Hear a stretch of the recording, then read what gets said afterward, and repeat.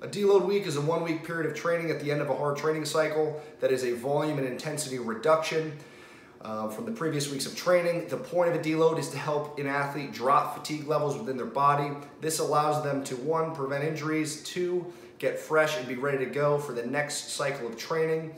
When you're training really hard and pushing yourself, you're going to start getting run down, beat up, may feel lethargic, may feel like you're going through the motions, and the amount of weight that you can actually lift in training is going to be reduced, not because you're not strong enough, but basically because you're just so run down and beat up. So it's important to incorporate deload weeks at the right times to allow an athlete to stay fresh so they can keep making progress.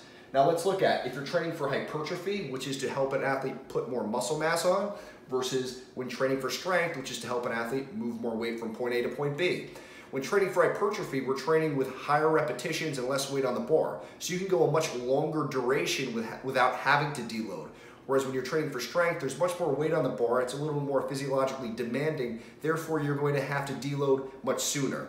So typical protocols would be 4 weeks of hard training followed by a 1 week deload. Whereas when training for strength, it's a 3 weeks of training followed by a 1 week deload. You have to look at athlete's experience level. If you're new to lifting weights and you're not nearly as strong, your training is not going to be nearly as demanding, so you don't need to perform deloads as frequently.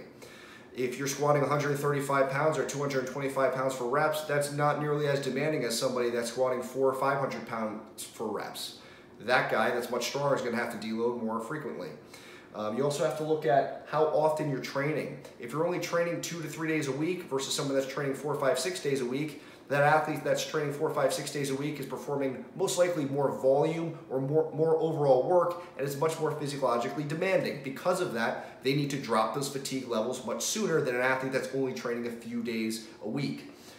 Common misconceptions is that it is a deload, like I said, if you're training 3 weeks and deloading on the 4th week, it's like taking 25% of the year off.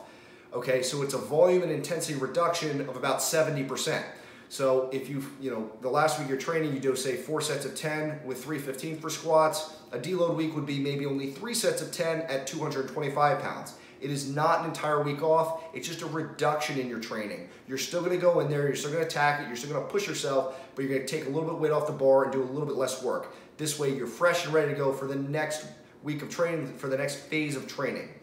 Hopefully this clears up some misconceptions, and I appreciate you watching. Thank you.